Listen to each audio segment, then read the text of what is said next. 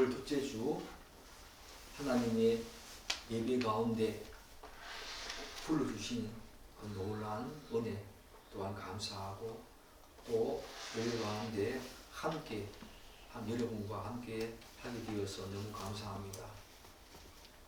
우리는 지난주에 5장 21절 20절 말씀을 통해서 내가 너희에게 이르노니 너희 의가 서기관과 바리새인보다 더 나지 못하면 결코 천국에 들어가지 못한다, 이 말씀을 가지고 하나님의 음성을 들었습니다. 말씀 그 자체이신 예수님께서 단지 슬쩍 지나가면서 던지는 말씀 정도가 아니라 누구도 범접할 수 없는 그 말씀의 권위와 권세를 가지고 놀라운 말씀을 하시는 장면을 우리가 목도했습니다. 그것은 제자들에게 너희 의가 바리새인과 서기관들보다 더 나지 못하면 결코 천국에 못 들어간다. 어마어마한 말씀 아닙니까? 이 말씀은 오늘 우리에게도 동일하게 적용되는 말씀이기 때문에 당시 제자들이 느꼈을 감정과 감동을, 또한 생각을, 한편으로는 어마어마한 감동, 한편으로는 또한 여러 가지 당황스러운 모습들, 주체할 수 없는 두려움, 겁에 질려서 어찌할 줄 모르는 그들의 그 상황을 우리도 그대로 느껴야 합니다. 왜 한편으로는 이 말씀이 감동이겠습니까? 율법, 그들에게 율법은 정말 목숨과도 같은 그런 것이었습니다. 서기관들과 바리새인들이 누구였습니까? 율법 선생이었습니다. 율법이라면 그들보다 잘 지키는 존재가 없었을 정도로 그렇게 율법에 순종하는 그런 사람들이었고, 그들도 자화자찬했고 많은 유대인들도 그렇게 했지요. 그럼 예수님께서 그들의 의보다 더 나은 의를 우리에게 요구하실 때에, 제자들에게 요구하실 때에 그들이 한편으로는 굉장한 감동과 감격에 휩싸였을 것입니다. 우리 존재가 그런 존재인가? 그러나 또 다른 한편으로는 그 말씀이 주는 중압감과 부담감, 그것 때문에 전율을 느꼈을 것입니다. 왜요? 우리가 어떻게 율법의 선생님, 율법이라고 하면 이 세상에서 가장 잘 지키는 그들보다 우리가 어떻게 더 나은 의, 과연 가능할까? 천국에 들어갈 수 없다는데 두려움이 그들에게 밀려왔을 것입니다. 당황스럽고 주체할 수 없는 그런 겁에, 두려움에 어찌할 줄 몰랐겠지요.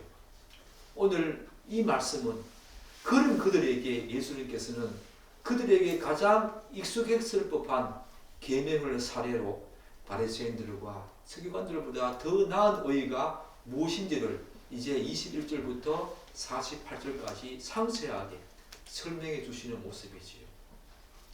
그런데 우리는 모세의 계명에 대한 이 바리새인들과 서기관들의 잘못된 인식과 그릇된 해석을 계속 예수님께서 수정해 주시는데, 이 예수님의 말씀을 듣기 전에 한 가지 유념해야 할 내용이 있습니다. 이 내용은 율법의 진정한 의미와 그것과 관련된 예수님의 올바른 해석을 이해하는 데 중요한 원칙이자 놓쳐서는 안 될 원리입니다. 한 걸음 더 나아가서 우리가 하나님의 귀한 말씀을 읽고 묵상할 때도 반드시 적용시켜야 할 한 중요한 원칙이자 원리입니다. 그게 뭐냐 하면, 당시 서기관들과 바리새인들도 그러했겠지만 오늘날에도 어떤 사람들은 하나님의 말씀을 어떻게 해석합니까? 어떻게 받아들입니까? 문자 그대로 받아들이는 사람이 있다는 것입니다. 또한 문자 그 자체에 얽매여서 문자적인 수준에서 벗어나지 못한 채 하나님의 말씀을 그 안에서만 해석하고 판단하려고 하는 사람들이 있다는 것입니다. 그게 옳은 겁니까? 그렇지 않지요. 이런 사람들은 자칫 잘못하면 하나님의 말씀을 전체적인 문맥 그리고 흐름 그것과의 어떤 관계성 속에서 해석하지 못할 뿐만 아니라 그 말씀을 주신 하나님의 진정한 의중 그리고 그 말씀의 의미를 제대로 이해하지 못하는 우를 범할 수 있다는 것입니다. 그래서 그 말씀이 주는 참된 의미와 본질을 제대로 간파하지 못하거나 혹은 잘못된 해석으로 나아가면서 급기야 잘못된 신앙생활로 나아가는 불상사까지 초래할 수 있다는 것. 우리 그거 유념해야 합니다. 예수님께서 계속 지적해 주시는 지점이 바로 그 지점입니다. 그렇다면 우리는 하나님의 말씀, 특별히 율법을, 계명을 올바르게 이해하고자 할 때 어떤 관점과 원리로 해석하고 바라봐야 될까? 제가 아까 말씀드린 그 원리와 원칙이 바로 이것이요. 먼저 이와 관련된 부분을 먼저 살펴보고 구체적인 말씀으로 들어가겠습니다. 사랑하는 여러분, 잘 알다시피 율법을 비롯한 하나님의 말씀은 적극적으로 하라고 하는 부분과 또한 소극적으로 하지 말라고 하는 그런 명령이 함께 담겨 있지요. 이런 말이 나왔을 때 여러분들은 어떻게 이해합니까? 우리는 성경에서 어떤 것을 금할 때에는 반드시 반대로 성과 함께 말한다는 것을 유념해야 합니다. 그리고 반대로 선을 말할 때는 적극적으로 뭔가를 하라고 말할 때는 그것에 반대되게 악을 금하는 하지 말라고 하는 부분이 그 속에 함께 내포되었다는 것을 유념해야 합니다. 이것이 바로 오늘부터 마지막 48절까지 5장 전체를 이해하는 굉장히 중요한 원리와 원칙이고 십계명을 비롯해서 하나님의 모든 말씀을 이해하는 중요한 원리와 원칙입니다. 선을 말할 때는 함께 선과 함께 소극적인 의미 그 하지 말라고 하는 의미가 거기에 내포되어 있다는 것 그리고 악을 말할 때는 하지 말라고 할 때는 선이 포함되어 있고 적극적으로 하라고 하는 그 말씀 속에는 소극적으로 하지 말라고 하는 부분들이 함께 내포되어 있다는 것. 그래서 그 의미를 종합적으로 판단하는 것이 얼마나 중요한가. 그것은요. 십계명을 또한 하나님의 말씀 계명을 이해하고 해석할 때 너무 중요한 원리와 원칙이다. 여러분이 이 말씀을 본격적으로 들어가기 전에 이것 하나 분명히 유념하고 들어가야 합니다. 예수님께서는 이제 5장 21절부터 48절까지 모두 몇 가지입니까? 6가지 계명을 사례로 바리새인들과 서기관들보다 더 나은 의가 어떤 것인지 상세하게 기술해 주고 있습니다. 즉 예수님께서는 제자들에게 그들이 익히 들어서 잘 알고 있을 법한 6가지 계명과 관련된 서기관들과 바리새인들의 잘못된 해석, 거짓된 주장이 무엇인지 분명하게 지적해 주시고 이제 그 계명의 본래적인 의미를 우리에게 들려주고 있습니다. 그 계명이 담고 있는 참된 의미를 밝힌 그들의 오류를 우리에게 수정해 주시면서 말씀해 주고 있지요. 사랑하는 여러분, 예수님께서는 먼저 뭐라고 말씀하십니까? 오늘 21절 한번 보십시오. 옛사람에게 말한 바 살인하지 말라. 누구든지 살인하면 심판을 받게 되리라 하였다는 것을 너희가 들었으나 라는 말씀으로 첫 번째 위대한 포문을 열고 있습니다. 이 말씀은 여러분도 잘 알다시피 십계명의 몇 번째 계명입니까? 십계명의 6번째 계명이지요. 출애굽기 20장과 신명기 5장에 나오는 십계명의 6번째 계명입니다. 그런데 신명기나 출애굽기를 보면 살인하지 말라라는 계명만 기술되어 있을 뿐 그 이외에 추가적인 말이 없습니다. 따라서 당시 유대인들이 조상들로부터 전해 들은 이 살인이라고 하는 이 계명을 실제로 사람의 생명을 죽이는 범죄 행위로만 그들이 한정했고 규정했을 것입니다. 살인하지 말라. 그 뒤에 추가적인 내용은 없거든요. 영어 성경을 보아도 살인하지 말라 이 말을 살인하다 이 말을 commit to murder 이렇게 말하고 있습니다. 살인을 저지르다. 즉 어떻게 합니까?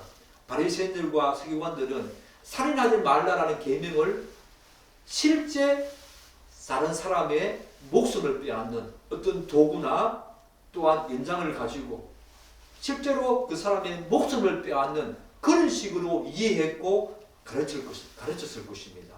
그래서 예수님께서는 어떻게 말씀하십니까? 이 사실을 두고 옛 사람에게 말한 바 너희가 들었으나 그런 식으로 전해 들어왔고 유대인들도 서기관들도 그렇게 가르쳐왔고 자신들도 그렇게 알고 있었다는 것입니다. 문자적으로. 결국 예수님의 이 지적은 너희가 그렇게 들어왔으나 그 이후에는 그렇지 않다라는 어떤 내용들로 이어지겠지요. 그래서 예수님의 이 지적은 당시 서기관들과 바리새인들은 하나님께서 살인과 관련한 계명을 주신 본래의 의도와 목적을 잘 몰랐다는 것입니다. 이런 이유로 그들은 이 계명을 그런 식으로 왜곡하여서 사람들을 가르쳤고 또한 사람들은 대대로 그것을 전통으로 알고 배워왔다는 것입니다. 사랑하는 여러분, 살인과 관련한 이런 왜곡된 가르침은 결국 실제 살인 행위를 하지 않으면 이 계명을 지킨 것으로 그들은 간주했고 생각했던 것입니다. 그래서 무엇인가 하지 않으면 이 계명을 범하지 않는 것으로 간주했기 때문에 이 계명이 함의하고 있는 더 본질적이고 참된 의미를 이들은 망각하고 말았습니다. 우리도 그런 경우 참 많이 있습니다, 여러분. 그래서 그들은 단지 실제로 살인하지 않았다는 그것 때문에 그 이유만으로 스스로 만족을 했고 그것으로 말미암아 자기 의를 세웠던 것입니다. 그게 바로 바리새인들과 서기관들의 의였습니다. 그렇게 하면 하나님과 바른 관계 속으로 들어가는 걸로 알고 있었다는 것입니다. 결국 바리새인들과 서기관들은 자신들의 편의와 유익에 따라서 율법을 마음대로 해석하여 살인의 본래적인 의미를 제한하고 한정하는 우를 범하고 말았습니다. 이 계명은 어떻게 했지요? 확장한 것이 아니라 제한해 버렸지요. 문자적으로만 의미해서 그것에서 벗어나지 않은 채 이 계명을 단지 행위로 지킨 것으로 모든 하나님의 율법을 순종했다라고 이들은 생각했던 것입니다. 그렇기 때문에 우리 그리스도인들도 하나님의 말씀과 율법에 순종할 때 이 바리새인들과 서기관들이 했던 이 오류를 범할 수 있음을 항상 주의하며 경계해야 합니다. 이러한 생각은 자신을 속이고 기만하는 치명적인 결과를 낳지요. 그러므로 우리는 하나님께서 우리의 신앙과 삶을 또한 행위를 보실 때에 어떤 것을 하는지뿐만 아니라 그것을 어떻게 하는지도 유심히 지켜보고 있다는 것을 잊지 말아야 합니다. 다시 강조합니다. 우리가 어떤 것을 하는지 하나님께서 우리에게 우리의 신앙과 삶과 행위에서 우리를 지켜보실 때 우리가 어떤 것을 하는지 그것뿐만 아니라 그것을 어떻게 하는지도 유심히 보고 있다는 사실 우리가 유념해야 합니다. 즉 우리의 신앙과 삶의 모든 행위는 목적뿐만 아니라 수단과 과정도 하나님의 뜻에 합당하고 정당해야 합니다. 따라서 하나님의 말씀에 순종할 때 자신의 유불리, 자신이 처한 상황과 환경, 자신의 판단과 생각을 고려해서 편법을 사용해서 이렇게 하면 되겠지. 이 정도는 되겠지. 어떤 율법을, 계명을, 하나님의 말씀을 확대해서 해석하거나 아니면 촉소해서 제한해서 해석하여서 자기에게 적용시키는 우를 범하면 안 된다는 것입니다. 왜냐하면 우리가 그저 겉으로 드러나는 형식적이고 외적인 행위로만 그분의 말씀에 순종할 때 하나님이 기뻐하실까요? 절대로 인정하시지도 않으시고 기뻐하지도 않겠지요. 그럼에도 불구하고 바리새인들과 서기관들은 바로 이런 사실을 망각했던 것입니다. 그들의 의는 그 정도였습니다. 사랑하는 여러분, 결국 제가 앞에서도 언급했듯이 하나님의 말씀과 계명에서 하지 말라고 하는 이 부정을 말할 때는 반드시 바로 그 사실을 강조하고 싶어서 말하는 것임을 염두에 두어야 하고, 또한 그 말씀 속에는 적극적으로 어떤 의미까지 담고 있다라고 하는데요. 오늘 노하지 말라, 살인하지 말라 라고 하는 이 부정적인 내용 속에는 적극적으로 그러면 우리가 어떻게 해야 하는가도 함께 내포하고 있다는 것을 유념하면서 이 말씀을 우리가 해석해야 합니다. 사랑하는 여러분, 이런 이유 때문에 예수님은 서기관들과 바리새인들 그들의 율법 해석과 달리 각각의 계명의 본질과 참된 의미를 정말로 깨우쳐주는 작업을 우리가 생각하기에도 너무 공들여서 하고 있다, 그런 생각을 저는 하게 되는데요. 예수님께서는 어떤 말로 그들의 잘못을 깨우쳐주고 있습니까? 우리 21절 함께 읽겠습니다. 내 사람에게 말한다, 살인하지 말라, 누구든지 살인하면 심판을 받게 되리라 하였다는 것을 너희가 들었으나라는 말로 그들의 율법 해석에 심각한 문제가 있다는 것을 우리가 유추할 수 있지요. 그런 후에 예수님께서는 나는 너희에게 이른다. 나는 너희에게 이른다. 사랑하는 여러분, 바로 이 말은 예수 그리스도 말씀의 권위를 강조하지요. 계속해서 일련의 모든 내용들은 그렇게 전개되어 있습니다. 나는 너희에게 이르노니, 너희가 이렇게 들었으나 나는 너희에게 이르노니 라고 말씀하시면서 자신이 말씀의 권세와 권위를 가지고 선포하는 내용을 우리가 볼 수 있지요.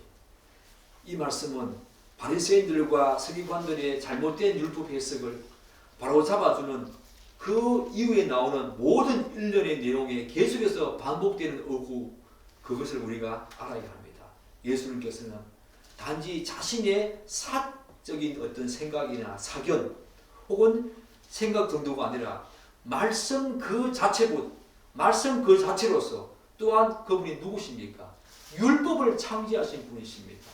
그리고 모세에게 율법을 수여한 분이십니다. 그 말씀의 권위와 말씀의 권세를 가지고 우리에게 지금 가르치고 있다는 것을 여러분들은 분명히 알고 이 말씀의 내용들을 해석해야 합니다. 사랑하는 여러분, 이어서 예수님께서는 내가 너에게 이르노니 라고 하는 말씀 이후에 본래의 의미와 그것이 담고 있는 뜻을 다음과 같이 말씀하시지요. 우리 22절 다시 한번 읽겠습니다. 나는 너에게 이르노니 형제에게 노하는 자마다 심판을 받게 되고 형제를 대하여 나가라 하는 자는 공회에 잡혀가게 되고 미련한 놈이라고 하는 자는 지옥불에 들어가게 되리라. 사랑하는 여러분, 여러분들은 예수님의 이 말씀을 들은 서기관들과 바리새인들이 얼마나 놀라고 당황했을지 짐작이 갑니까? 그들은 아마 지금까지 자신들이 알고 가르쳤던 내용과 너무 다른 예수님의 해석에 소스라치게 놀랐을 것입니다. 그리고 심지어 섬뜩한 두려움까지 느꼈을 것입니다. 왜냐하면 예수님께서 지금 그들이 오랫동안 알고 가르쳐왔던 살인과 전혀 다른 해석을 예수님께서 하고 있기 때문입니다. 특히 이 내용은 당연히 자신들의 구원과 율법의 의, 그것을 획득하는 문제와 너무 깊은 관련이 있기 때문에 더욱 이들은 심각한 혼란에 빠졌을 것입니다. 우리가 알고 있는 것과 너무 다르네. 한편으로는 예수님을 시기까지 하기도 하고, 한편으로는 그렇게 말씀하시는 예수님을 잡아 죽이고자 했던 것입니다. 계속 이런 말씀을 하시니까 유대인들과 서기관들과 바리새인들과 종교 지도자들은 못마땅했겠지요. 오늘 그 포문을 예수님께서 당당하게 이렇게 열고 있는 것입니다. 사랑하는 여러분, 미련한 놈이라고 하는 자는 지옥불에 들어간다. 얼마나 충격적입니까? 사실 예수님의 이 말씀을 지금 연구하고 있고 그 다음에 묵상하고 있는 저에게는 이 말씀이 상당한 충격으로 다가왔습니다. 예수님의 이 말씀은 저 자신에게 예수님의 이 말씀을 비추어 보면 지금까지 감정적으로든 지적으로든 다른 사람들을 비방하고 깔보고 업신여겼던 그런 어떤 적이 너무너무 많은 저에게 너무 큰 충격으로 다가왔습니다. 사실 예수님의 이 말씀을 그대로 적용하면 아무리 잘 도와준다고 하더라도 저는 지옥불에 수천 번, 수만 번 이상 들어가야 했을 것입니다. 그래도 모자란 정도입니다. 추측건데 여러분도 그렇지 않습니까? 여러분도 그런 저와 같은 감정을 느끼지 않습니까? 미련한 놈이라고 한다고 해서 지옥불에 들어가게 된다. 만약 그렇지 않다면, 저와 같은 감정, 느낌을 가지지 않는다면 그 사람은 하나님의 말씀에 정상적으로 반응하는 사람이 아닐 가능성이 높습니다. 그냥 흘려보내는 거지요. 그냥 듣고 마는 거지요. 우리는 예수님의 말씀에 지극히 예민하게 반응해야 합니다. 오늘 많은 그리스도인들이 예민한 반응이 없다는 것입니다. 그게 한국교회의 가장 치명적인 말씀을 읽는 치명적인 오류입니다. 자기에게 좋은, 자기에게 감동과 감격 그리고 위로를 주는 말씀을 선택적으로 취사 선택하면서 말씀을 듣는 습관이 오늘 우리 한국교회에 편만해졌습니다. 사랑하는 여러분, 그렇게 하면 잘못된 신앙생활로 가는 겁니다. 우리는 모든 예수의 말씀에 자기의 심령을 때리고 자기에게 기분 나쁜 말, 자기에게 위로가 아닌 정말 심판과 그런 말씀이라고 하더라도 그 말씀에 예민하게 반응해야 되는 것이 오늘 우리에게 주어진 말씀에 대한 올바른 태도입니다. 여러분은 그렇게 말씀을 받고 있습니까? 우리는 하나님의 말씀에 지극히 예민해야 합니다. 센시티브해야 됩니다. 본문에서 예수님께서는 실제로 사람의 생명을 해하는 살인과 같은 행위를 몇 가지 언급하고 있습니까? 세 가지 언급하고 있지요. 첫째는 형제에게 노하는 것이고, 그리고 둘째는 형제에게 나가라 하는 것이며, 세 번째는 형제에게 미련한 놈이라고 하는 것입니다. 여기서 나가라고 하는 말 뜻은 쓸모없는 놈. 우리 이런 말 얼마나 많이 합니까? 저 쓸모없는 놈. 아무 쓸데없는 놈. 그런데 여러분은 어떨지 몰라도 솔직히 저는 이런 말을 들으실 때에 제 일상생활 가운데에서 별 생각 없이 이런 말을 주저없이 했던 기억이 생생합니다. 아내에게도 내 자녀에게도 내가 가르치고 있었던 제자들에게도. 물론 지금은 좀 덜하기는 하지만 정말 이런 말을 대수롭지 않게 했던, 그리고 내뱉었던 적이 셀 수 없이 많다는 것. 이 말씀이 저에게 얼마나 큰 찔림으로 다가오는지 여러분 알겠습니까? 그렇다면 예수님께서는 왜 이런 말들이 살인행위와 같다고 말했을까? 우리는 여러 성경 구절에서 이에 대한 해답을 직간접적으로 들을 수 있습니다. 그런데 예수님께서는 마태복음 15장 18절에서 19절에서 예수님께서는 제자들에게 이렇게 말씀하십니다.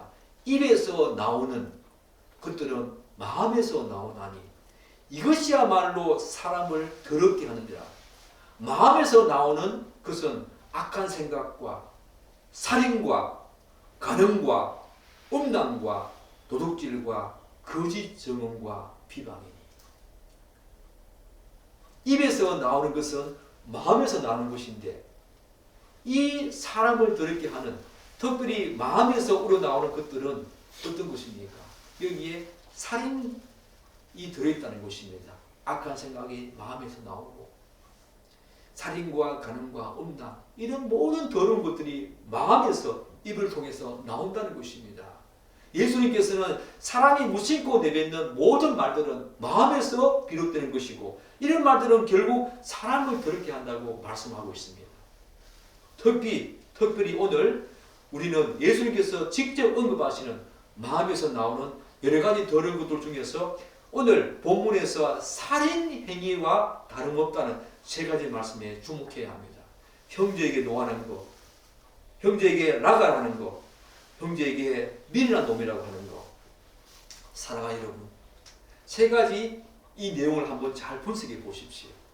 세 가지 말씀을 잘 분석해 보면, 그 성격을 자세히 보면, 노하는 것은 우리의 인격 중에서 감정과 관련된 요소지요. 노합니다. 그리고 미련한 놈이라고 하는 것은 어떤 요소와 관련됩니까? 지적인 요소와 관련되지요. 지혜가 부족하다. 저 미련한 놈. 그리고 쓸모없는 놈, 라가라고 하는 것은 딱히 어떤 요소와 관련된다고 단정 지을 수는 없지요. 저는 지적이고 감정적인 것 다 포함한다고 생각합니다. 그러나 한 가지 분명한 사실은 이 라가라 하는 거, 쓸모없는 놈이라고 하는 것도 인간의 가치와 존엄을, 또한 종료성을 무시하고 모독하는 말이라고 할 수 있지요. 이러한 차원에서 위에서 언급한 세 가지 말들은 어떤 방식으로든 인간의 인격 그리고 존엄과 깊은 관련이 있다. 그렇게 우리가 해석할 수 있겠지요. 비록 이런 말들은 직접적으로 사람의 생명을 해하는 것은 아니라고 하더라도 분명 상대방의 인격과 존엄에 상당한 위해를 가하면서 결국 마음과 영혼을 서서히 죽게 하는 더러운 말들이지요. 제가 아까 기도할 때도 말했지만 요즘 TV에서 이슈가 되고 있는 그런 내용 있지 않습니까? 그 MBC 기상캐스터 요한나 씨가,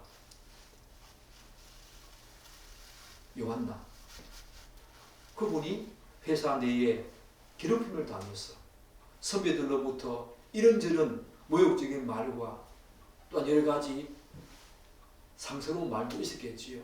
자기를 무시한 말도 있었겠지요. 그런 말 때문에 자살을 했습니다. 오늘 이 말씀과 너무 깊은 관련이 있지 않습니까? 사람의 생명을 위해하기도 하고 사람의 생명을 직접적으로 살인까지 가게 하는, 자살까지 가게 하는 그런 행위에 해당한다는 것입니다. 뿐만 아니라 한번 자세히 생각해 보십시오. 우리는 상대방을 향해서 극도의 분노를 발할 때, 우리는 상대방을 향해서 극도의 분노를 발할 때 비록 행동으로 살인까지 저지르지 않지만 마음속으로 얼마나 많이 그 사람을 죽입니까? 그 사람을 몇 번이나 죽이고 싶은 생각을 하게 되지요. 그리고 노를 발한 후에 화나 성이 풀리지 않고 또다시 마음속으로 수없이 그 사람을 죽이고 싶은 무섭고 끔찍한 생각을 할 때가 얼마나 많이 있습니까? 저주스러운 말을 합니다. 내 생각으로, 내 마음속으로 무서운 말을 내뱉습니다. 때로는 그것이 너무 지나치면 꿈에까지 나타납니다. 저는 그랬습니다. 저는 정말로 저에게 모독적인 말을 하고 무시하는 말을 하는 사람들 자꾸 생각할 때에 꿈속에 나타나서 그 사람을 죽이는 장면들, 저는 많은 꿈을 꾸었습니다. 사랑하는 여러분, 말은 그 사람에게 직접적으로 살인하는 행위는 아니지만 서서히 그 영혼과 몸, 생각을 죽이는 것입니다. 그리고 우리에게도 그런 분노와 화와 감정, 그런 것을 가질 때 직접 살인까지 나아가지 않지만 생각으로, 마음으로, 꿈에서조차 그들에게 얼마나 많은 살인 행위를 저지릅니까? 사랑하는 여러분, 여기에 그칩니까? 더 심각한 상황은 누군가가 상대방을 향해서 이러한 감정과 분노, 지적인 멸시와 모욕을 가할 때 그 상대방 그들도 가만히 있지 않겠지요. 즉 그것이 중요한 직간접적인 자극과 원인이 되어가지고 그들 또한 자신을 멸시한 그 사람에게 감정적이고 지적인 모욕을 드러냅니다. 뿐만 아니라 불행하게도 그 사람을 살인하게 되는 경우도 발생하지요. 상반간에 이런 내용들이 우리에게 있게 된다는 것입니다. 저 감정적인 분노와 화가 거기서 멈추지 않고 더 이상 주체할 수 없을 때 급기야 살인까지 저지르게 된다는 것입니다. 그렇지 않습니까? 이러한 의미에서 예수님께서는 비록 생명을 해하는 살인은 저지르지 않았다 하더라도 형제에게 감정적인 분노, 또한 지적인 멸시, 모욕, 인격적인 모독을 가했다면 마음에서 이미 살인한 것이나 다름없다.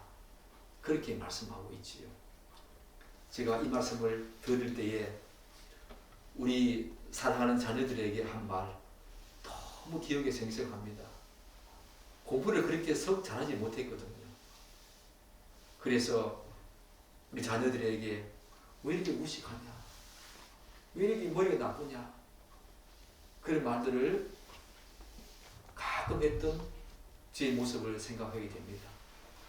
그래도 다행히 잘 자라줘가지고 얼마나 감사한지 모르겠지만 지금 이 말씀이 저에게 그런 식으로 뜨끔하게 들리는 것은 정말 감출 수 없는 사실입니다.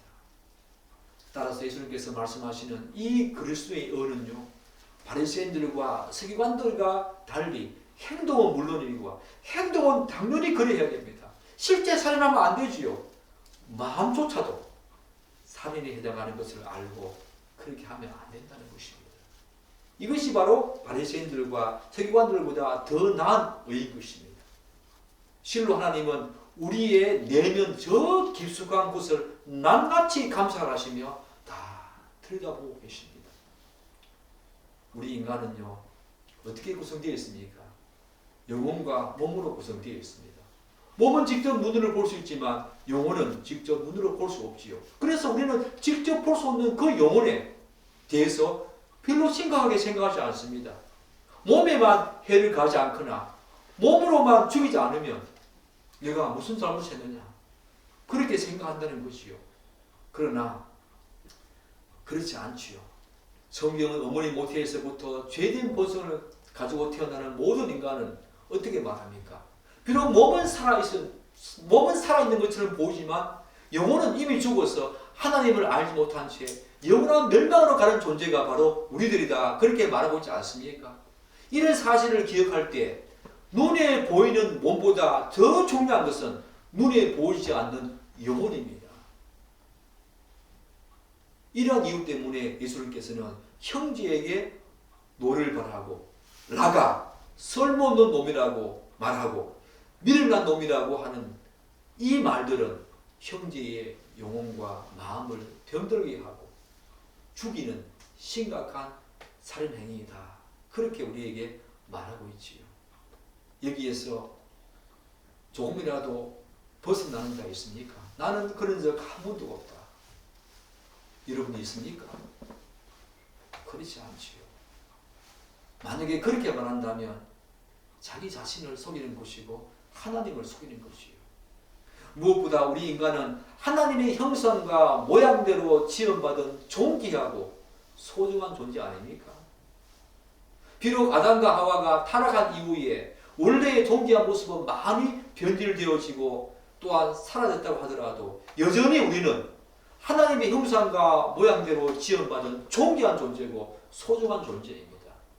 그러나 예수님께서는 자신을 믿는 모든 그리스도인들, 그들을 이제 어떻게 하셨습니까?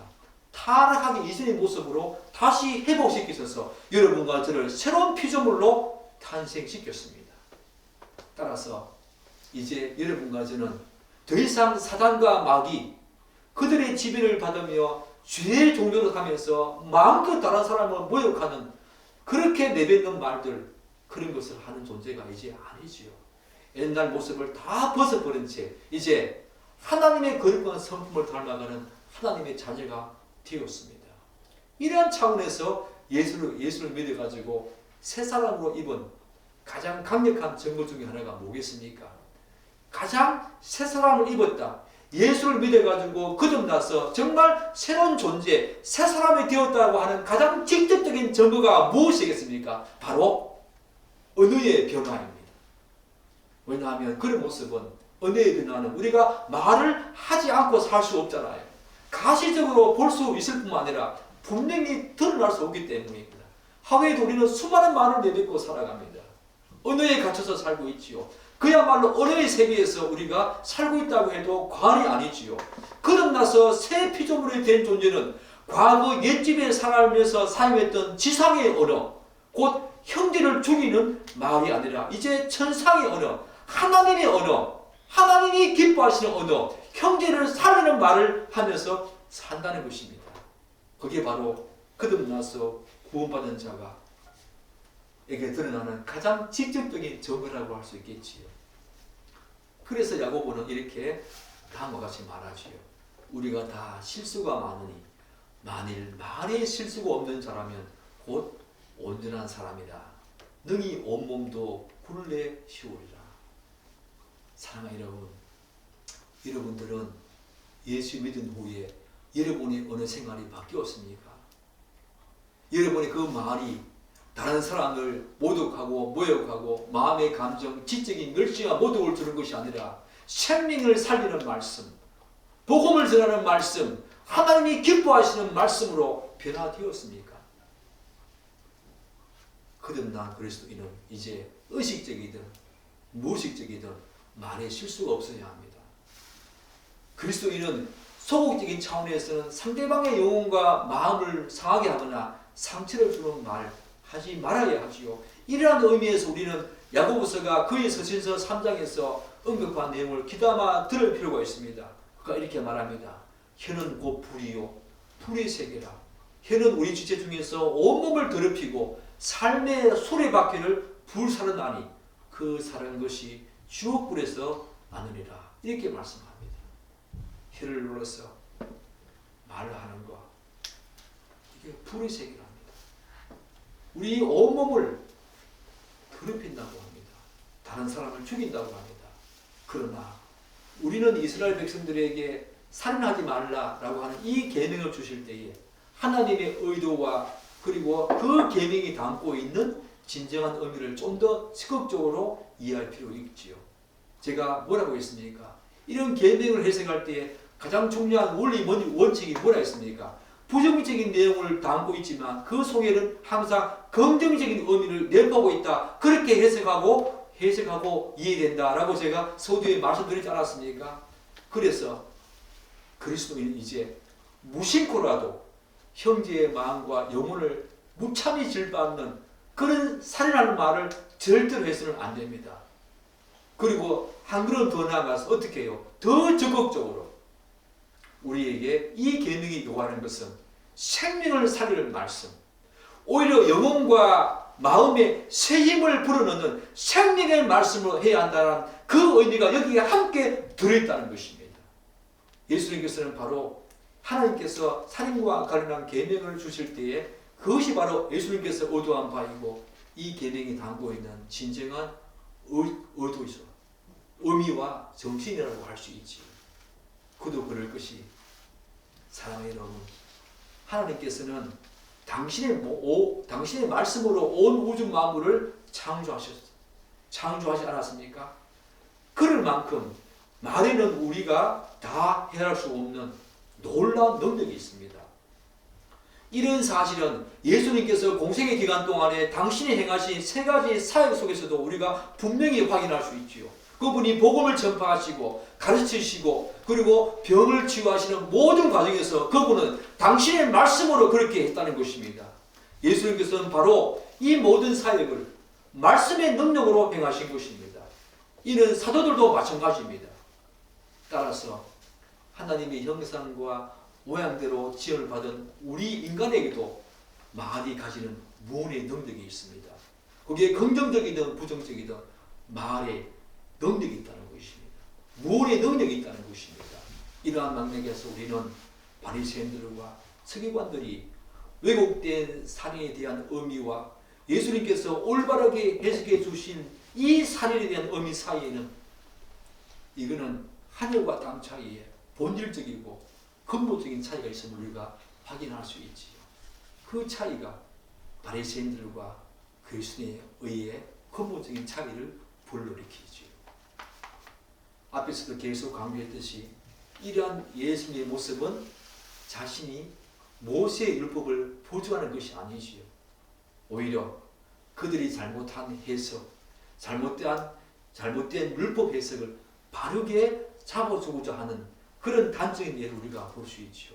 예수님께서는 절대로 율법을 폐하러 오신 분이 아니십니다. 완성하러 오셨고 진정한 의미와 본질적인 의도를 하나님의 의중을 제대로 우리에게 가르쳐주기 위해서 이 땅에 오셨지요. 그런데 사랑하는 여러분, 예수님께서는 형제들에게 이런 말을 쏟아내므로써 그 사람의 마음과 영혼을 또한 인격을 말살하는 사람들의 결론을 어떻게 말합니까? 한번 보십시오. 심판을 받게 됩니다. 공의에 잡혀가게 됩니다. 지옥불에 들어가게 된다. 그렇게 말합니다. 제가 분석해 보건대 첫 번째와 두 번째는 이 세상에서 당하게 되는 공경과 곤란, 그것과 관련된다면 마지막 세 번째, 지옥불에 들어가게 된다. 이것은 하나님으로부터 받을 영원한 심판과 관련되지요. 즉, 우리의 이런 말은 이 세상에 살아있는 동안에도 하나님의 엄청난 심판과 형벌의 원인이 되기도 하지만 저 세상에서도 하나님의 그 지옥불에 들어갈 정도로 살인을 저질렀으니 지옥불에 들어갈 정도로 심각한 문제를 야기한다는 것입니다. 이 세상과 저 세상에서 모두 동일하게 사랑하는 여러분, 예수님께서 말씀하시고자 하는 의도는 분명히 하나님의 보응과 심판이 반드시 있다는 것입니다. 이 사실을 여러분 명심하십시오. 2025년 이 새해에는 우리 새 사람이 된 존재로서 어느 생활이 달라집시다.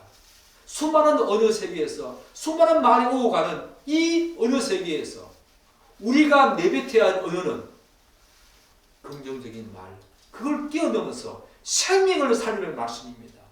복음을 전하는 말씀입니다. 다른 사람들의 마음과 영혼에 격려해주고 위로해주고 생명을 살리는 말이어야 합니다. 절대로 그들에게 지적으로든 감정적으로든 혹은 지적인 것과 감정적인 것이 함께 혼합된 어떤 말이든 간에 그들의 영혼과 마음을 죽이는 그런 말 하지 않도록 합시다.